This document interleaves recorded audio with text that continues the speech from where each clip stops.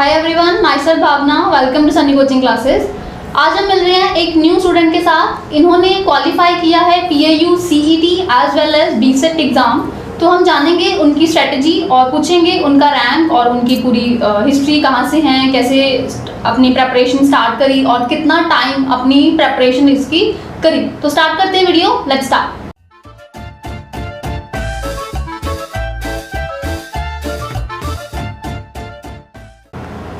First of all, आपका नाम क्या है?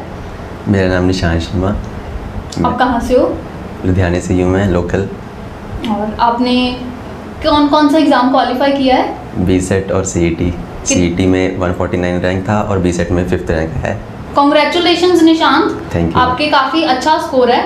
आपने कितना टाइम दिया था इसकी प्रेपरेशन को? लगभग 1 साल दिया है पूरा मैंने। उसमें मैंने दिल लगा के स्टडी की, उसके बाद ये रैंक आ पाया है। और आपका दोनों का, सनी कोचिंग क्लासेस का काफ़ी हाथ रहा इसके अंदर। मैं थैंक यू करता हूँ दोनों को।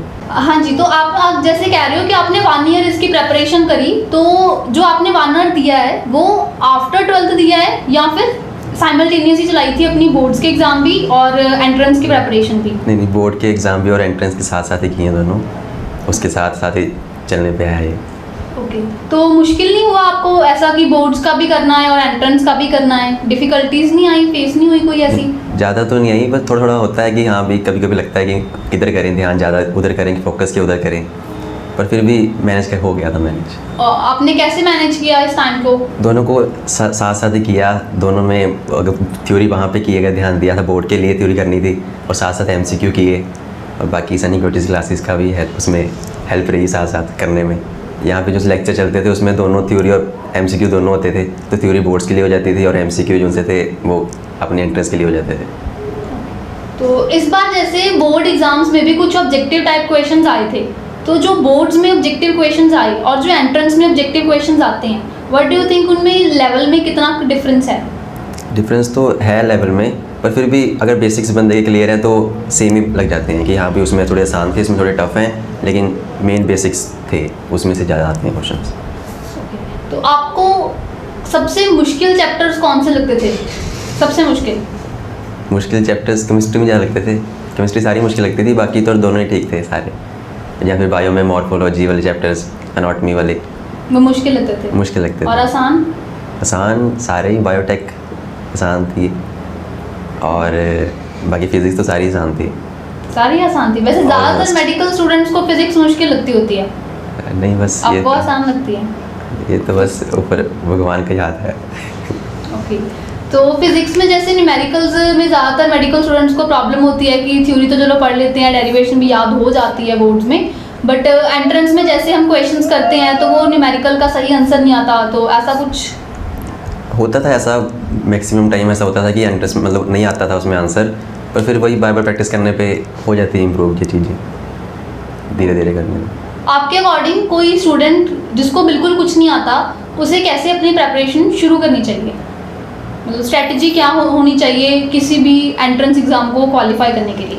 वही पहले स्ट्रेटजी बना लें हम एक बार कि हाँ भी कौन कौन से चैप्टर में पहले करने हैं, कौन से बाद में करने हैं, उसकी थ्योरी अच्छी तरह से करके फिर उसके MCQ सॉल्व करने चाहिए। फिर मॉक टेस्ट बार बार करें, हम उसको रिवाइज़ करें, क्योंकि ज़्यादातर होता है कि मॉक टेस्ट में से ही आ जाते हैं एग्ज़ाम्स, तो मॉक टेस्ट की रिवीजन बार बार करें। बाकी क्वेश्चन जितने ज़्यादा प्रैक्टिस करेंगे उतनी अच्छी चीज़ होगी। तो अगर किसी स्टूडेंट को बिल्कुल, जैसे मैंने कहा, कोई लेवल नहीं है, तो उसको पहले थ्योरी पे फोकस करना चाहिए या डायरेक्टली ऑब्जेक्टिव MCQs पे जंप कर जाना चाहिए? नहीं, पहले थ्योरी पे करना चाहिए, क्योंकि थ्योरी आती होगी तो ही वो MCQ कर पाएगा। कुछ होते हैं MCQ की लगता है कि ये तो थ्योरी में से है ही नहीं, पर फिर भी वो कम से कम मतलब बेसिक्स उसमें आते हैं, कुछ वो प्रैक्टिस करने पर धीरे धीरे फिर रिवाइज हो जाते हैं। तो फिर जब नेक्स्ट टाइम वो MCQ आता है तो लगता है कि ये तो पढ़ा हुआ है मैंने पहले। और थ्योरी कहाँ से पढ़नी चाहिए? सोर्स क्या होना चाहिए थ्योरी पढ़ने के लिए? बुक्स एक तो NCERT है ही है सबके लिए, और उनसे बाकी अपनी मर्जी से ले सकते हैं हम। प्रदीप्स की अच्छी है, RLS अच्छी है। RLS ज़्यादा अच्छी है, कॉम्पिटिटिव लेवल की उसमें थ्योरी है, थोड़ी मुश्किल है लेकिन फिर भी बेनिफिशियल है। जो चीज़ें उसमें होती हैं वो डायरेक्ट कभी कभी MCQ में आ जाती हैं। बाकी अगर वो चाहिए, हमें ज़्यादा डिटेल चाहिए, तो प्रदीप से बेस्ट है।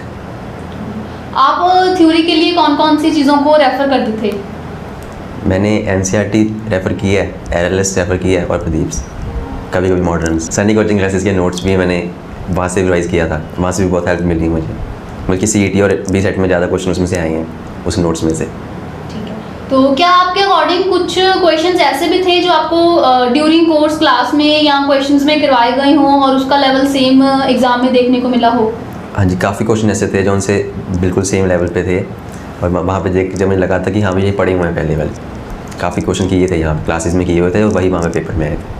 ठीक है, आपका कोर्स ऑनलाइन रहा या ऑफलाइन? ऑफलाइन रहा मेरा कोर्स। ओके, तो कुछ क्लासेस आपने ऑनलाइन भी लगाई थी या प्योरली ऑफलाइन था?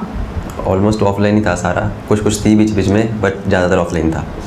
ठीक है, तो अगर आपको कोई डाउट होता था ड्यूरिंग क्लास तो आप वो उसको कैसे सॉल्व कर पाते थे? वो गाइडेंस से, टीचर्स की, सनी कोचिंग क्लासेस की गाइडेंस से मैं आराम से सॉल्व कर पाता था। ओके, क्वेश्चंस आप कहाँ से स्टडी करते थे? RLS से करता था सॉल्व मैं, बाकी सनी कोचिंग क्लासेस से मिलते थे नोट्स मुझे, उसमें MCQ बैक साइड पे होते थे, उसके आंसर भी दिए होते थे और सोल्यूशन भी दिए होते थे, तो वहाँ से सॉल्व कर लेता था उसको मैं। जो से आते होते थे वो तो हो जाते थे, जो से नहीं आते थे वो आंसर पीछे सोल्यूशन अच्छे दिए हुए हैं, वहाँ से देख के कर लेते थे। अगर ना हो तब भी तो फिर आके पूछ लेते थे अगले दिन क्लास में आके। ठीक है, आपका स्टडी प्लान क्या था? मतलब ऑनेस्टली अब कितना टाइम देते थे other than school and coaching अपनी सेल्फ स्टडी को? मोस्टली जितना बचता था हो जाते थे 4-5 घंटे मैक्सिमम दे जाते थे, उससे ज़्यादा हो नहीं पाता था, क्योंकि उसके बाद फिर स्कूल टाइम भी ज़्यादा लेंथी होता था, फिर हम क्लास भी लगानी होती थी यहाँ पे आके। ठीक है, और उसमें से कितना टाइम किस सब्जेक्ट को मैंने ज़्यादा केमिस्ट्री को दिया, क्योंकि मेरी वीक थी वो, इसलिए। बाकी बायो और फिज़िक्स तो चलो सेम दिया टाइम मैंने। फिर भी एवरेज अगर किसी स्टूडेंट ने तैयारी करनी है, वो भी स्कूल के साथ ऐसे कोचिंग ले रहा है या फिर एंट्रेंस की तैयारी कर रहा है, तो उसे कितनी टाइम देना चाहिए ईच सब्जेक्ट को? उसको 1.5 से 2 आवर तक तो कम से कम देना चाहिए, उससे ज़्यादा देना दे सकता है वो हर सब्जेक्ट को। मतलब 6 घंटे वो एक दिन में पढ़ना चाहिए उसको, 5-6 घंटे, तीनों को अलग अलग सब्जेक्ट को टाइम दे, इक्वल टाइम दे, और उस हिसाब से फिर करे तैयारी। ठीक है, और इस जो ये टाइम देना है, इसमें ज़्यादा ड्यूरेशन किसको रखनी चाहिए, थ्योरी की या क्वेश्चन की? स्टार्टिंग में थ्योरी की रखें, जब स्टार्ट कर रहे हैं हम, जब हमें लगता है कि थ्योरी में आ गई है, बेसिक्स क्लियर हो गए हैं, तो फिर वो MCQ की तरफ चले जाए। ठीक है, बायो में तो चलो MCQs डायरेक्टली कर लेगा, बट फिजिक्स एंड केमिस्ट्री में तो न्यूमेरिकल पोर्शन भी होता है, तो थ्योरेटिकल क्वेश्चन ज़्यादा करने चाहिए या न्यूमेरिकल पोर्शन? दोनों को हाफ टाइम दे, जो उनसे ज़्यादा मुश्किल लगता है। अगर थ्योरेटिकल लगता है कि नहीं इसमें समझ नहीं आ रहे, कहीं को होता है कि न्यूमेरिकल ज़्यादा आसान लगते होते हैं, क्योंकि डायरेक्ट उसमें वैल्यू पुट करके कर सकते हैं आंसर, तो वो न्यूमेरिकल को कम टाइम दे सकता है, और थ्योरी को ज़्यादा। अगर थ्योरी आसान लगती है तो थ्योरी को कम टाइम दो और न्यूमेरिकल को ज़्यादा, दोनों को सेम टाइम देना पड़ता है वैसे। ठीक है, और जैसे एक बारी सारी थ्योरी कवर हो जाती है तो उसके बाद दोबारा से थ्योरी पढ़नी चाहिए या फुल सिलेबस के क्वेश्चन जिसे हम मॉक टेस्ट कहते हैं वो करने चाहिए? वो आप पे डिपेंड करता है भी कैसे करना है हमने। अगर हमें लगता है कि नहीं मुझे थ्योरी याद है तो वो फिर मॉक टेस्ट ही करे। अगर लगता है कि नहीं थ्योरी तो भूल चुकी है मुझे, तो फिर पहले थ्योरी करे और फिर मॉक टेस्ट की तरफ जाए। ड्यूरिंग कोर्स कभी आपको डीमोटिवेशन भी आई, कुछ लगा कि नहीं मुझसे नहीं होएगा, मैं सिर्फ बोर्ड्स या सिर्फ कॉम्पिटिटिव की ही तैयारी करूँगा, दोनों चीज़ें मेरे से मैनेज नहीं हो रही, कभी फील हुआ ऐसा? लास्ट में आ रही थी जब एग्ज़ाम आने वाले थे, तब लगा था कि नहीं ये दोनों इकट्ठे एक साथ कैसे मैनेज कर पाऊँगा, लेकिन हो गया सनी कोचिंग क्लासेस की हेल्प से। मुझे टीचर्स ने वहाँ पे गाइड किया, अच्छा गाइड किया कि नहीं भाई ऐसे ऐसे करो, उसको ऐसे मैनेज करो टाइम को, तो फिर उनकी हेल्प से हो गया। पेरेंट्स की कितनी सपोर्ट रही ड्यूरिंग द कोर्स? काफ़ी रही सपोर्ट उनकी, तो उनकी सपोर्ट सबसे ज़रूरी होती है, उनकी हर टाइम रही थी उनकी। जिस टाइम में लगा कि नहीं हो नहीं पाएगा या ये हो गया वो हो गया, तो उन्होंने सपोर्ट किया, उनकी हेल्प से आज यहाँ पहुँच पाए। ओके, तो अब आपने किस कोर्स में एडमिशन ले लिया है? मैंने BSc हॉर्टिकल्चर अंडर PAU ली है इस पर एडमिशन। ओके, तो आफ्टर ग्रेजुएशन क्या प्लान्स है, पोस्ट ग्रेजुएशन के या जॉब्स लेनी है या एनी अदर प्लान? अभी तो पोस्ट ग्रेजुएशन की ही है, लेकिन साथ साथ मैं तैयारी जरूर करूँगा जॉब्स के लिए भी। हो सकता है कि माइंड चेंज हो जाए बाद में। आजकल फॉरेन का बहुत ट्रेंड है, ज़्यादातर के माइंड में है कि फॉरेन जाना है, इवन आफ्टर 12th से बहुत सारे आपके क्लासमेट्स भी जा रहे होंगे, तो आपने नहीं सोचा फॉरेन के बारे में? अभी तक तो नहीं सोचा, BSc के बाद हो सकता है माइंड बन जाए, लेकिन अभी यही है कि MSc यहीं से करनी है और यहीं पे रहना है, क्योंकि यहाँ भी स्कोप काफ़ी है BSc एग्रीकल्चर हॉर्टिकल्चर इस फील्ड का। तो अब आपका BSET एग्ज़ाम भी क्वालिफाइड है और CET भी, तो अब आप एडमिशन में किस में लेना चाह रहे हो और क्यों? अभी तो बीएससी हॉर्टिकल्चर ही है, क्योंकि एमएससी अगर मैंने आगे करनी है पोस्ट ग्रेजुएशन, तो उसके लिए फिर मुझे बेनिफिट होगा कि सेम ही फील्ड रहेगी हॉर्टिकल्चर में, क्योंकि ज़्यादा स्कोप एमएससी हॉर्टिकल्चर के हैं मेरे हिसाब से। तो इसलिए बीएससी हॉर्टिकल्चर से फिर एमएससी हॉर्टिकल्चर में शिफ्ट होने में आसानी होगी। तो अब आपको बीएससी एग्रीकल्चर में सीट सीईटी में भी मिल रही है और बीसेट में भी मिल रही है ना? तो आप क्या प्रेफर करना चाहते हो, सीईटी के अंडर यहाँ पर एडमिशन या बीसेट के अंदर वल्लभवाल में एडमिशन? सीईटी के अंडर पीएयू में एडमिशन, क्योंकि फिर कैंपस तो कैंपस ही है ना, मतलब वो बाहर है, वहाँ पे सिर्फ कॉलेज एक ही कॉलेज है। यहाँ पे काफ़ी कॉलेज है, लोगों से इंटरेक्शन ज़्यादा होगी, ज़्यादा नॉलेज मिलेगी, पता लगेगा कि हाँ भी किस में कोर्स में अच्छा है, किस में बुरा है, तो वो सब के लिए। तो आपके अकॉर्डिंग ये ओपिनियन है? हाँ जी। ठीक है। तो अब ये जो एज है तो टीन एज, और टीन एज में डिस्ट्रैक्शंस बहुत सारी होती हैं, सोशल मीडिया है, फ़ोन है ना, बहुत सारे ऐप्स हैं। तो आप क्या कौन कौन से सोशल मीडिया पे हो? हूँ तो मैं ऑलमोस्ट सब पे ही, पर फिर भी कंट्रोल करना पड़ता है मन पे। उस टाइम पे था कि अभी मैंने शुरू किए हैं ज़्यादातर, पहले मैं कम चलाता था। क्योंकि अगर आप एक ही चीज़ कर सकते हो, या तो आप उधर ध्यान दे दो या इधर ध्यान दे लो। अगर आप उधर ध्यान दे रहे हो तो इधर नहीं कर पाओगे, अगर इधर ध्यान दे रहे हो तो उधर तो हो ही जाएगा बाद में। सोशल मीडिया तो बाद में भी चला सकते हो, अब मैं फ्री हूँ इस टाइम पे तो मैं जो मर्जी कर सकता हूँ। लेकिन अगर मैं पहले ज़्यादा चला लेता चीज़ें तो फिर मैं अब ज़्यादा टेंस्ड होता, क्योंकि मेरे पास होता ही नहीं कुछ करने के लिए। ठीक है। फिर भी पढ़ते टाइम जब होता है कि रूम में अकेले बैठे हैं, पढ़ रहे हैं, ठीक है, कोई और भी नहीं है पास, टीचर भी नहीं है, पेरेंट्स भी नहीं है, तो बीच में थोड़ा बहुत खोल के चला लिया, फिर पता नहीं चला कि 10 मिनट से आधा घंटा, फिर स्क्रॉलिंग में 1 घंटा 2 घंटा निकल गया, ऐसा कुछ हुआ है कभी? नहीं, ऐसा होता नहीं था, क्योंकि फ़ोन में साइड पर रख के करता था स्टडी ज़्यादातर, और वैसे भी टाइम होता ही नहीं था, क्योंकि स्कूल से घर जाओ, फिर कोचिंग पे आओ, उसके बाद फिर घर जाके फिर सेल्फ स्टडी करनी पड़ती थी। मुझसे होमवर्क मिलता था क्लासेस में से, वो भी करना पड़ता था। उसके बाद टाइम मिलता ही नहीं था, उसके बाद सिर्फ सो जाओ और उठो।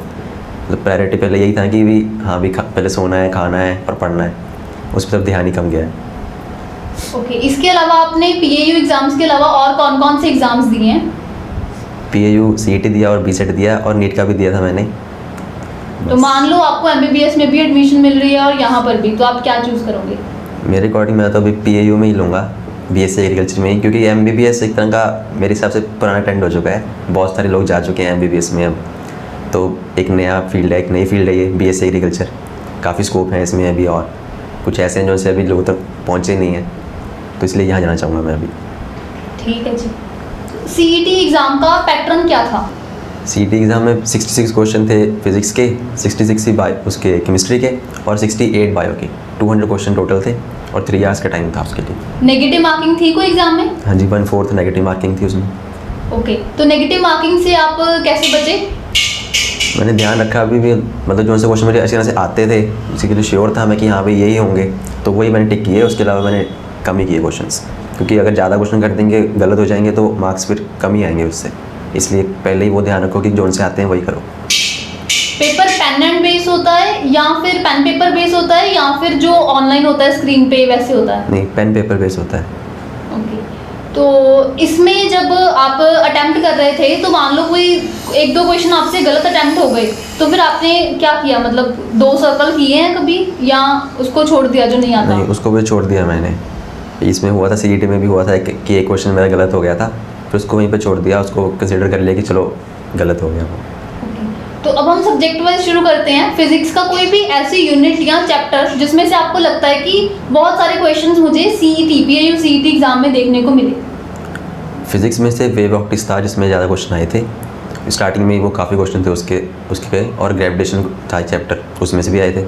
और बायो के अंदर इकोलॉजी में से यूनिट में से काफ़ी क्वेश्चन थे, बल्कि मोस्टली उसी में से ज़्यादा क्वेश्चन थे। और केमिस्ट्री में? और केमिस्ट्री में रिएक्शंस ज़्यादा थी, चैप्टर्स का तो सेम थे, ज़्यादातर सारे रिएक्शंस में से आई थी, ऑर्गेनिक के रिएक्शंस। ओके। आपने पेपर में सबसे पहले कौन सा सब्जेक्ट अटेम्प्ट किया? पहले मैंने फिजिक्स अटेम्प्ट किया था, उसके बाद हाफ उसको करके फिर मैंने बायो और केमिस्ट्री किए, फिर फिजिक्स की लास्ट में, क्योंकि फिजिक्स में ज़्यादा न्यूमेरिकल्स आए थे बाद में। स्टार्टिंग में थ्योरेटिकल थे तो वो मैंने पहले कर लिए थे, और न्यूमेरिकल्स वाले बाद में किए, क्योंकि टाइम ज़्यादा लगता है। ओके। तो आपने कहा जैसे 180 मिनट्स हैं और 200 क्वेश्चंस हैं, तो आपने कैसे मैनेज किया? क्योंकि टाइम की मैनेजमेंट बहुत ज़्यादा मैटर करती है एग्ज़ाम अटेम्प्टेशन के टाइम पे, तो आपने कैसे मैनेज किया एग्जामिनेशन हॉल में इतने थोड़े टाइम में इतने सारे क्वेश्चंस अटेम्प्ट करना?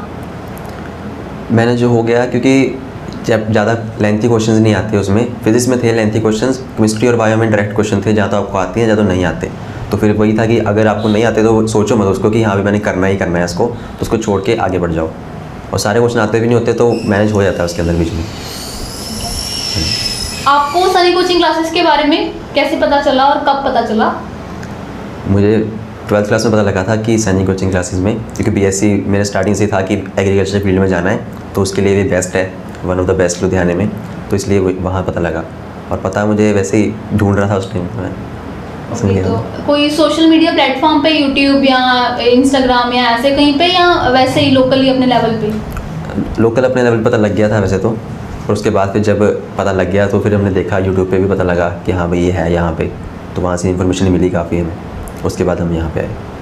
तो आपने जब ज्वाइन किया तो डेफिनेटली आपकी कोई ना कोई एक्सपेक्टेशंस रही होंगी, तो क्या आपकी उन सारी एक्सपेक्टेशंस को फुलफिल कर पाया सनी कोचिंग क्लासेस? हाँ जी, बल्कि उससे ज़्यादा ऊपर गया सनी कोचिंग क्लासेस।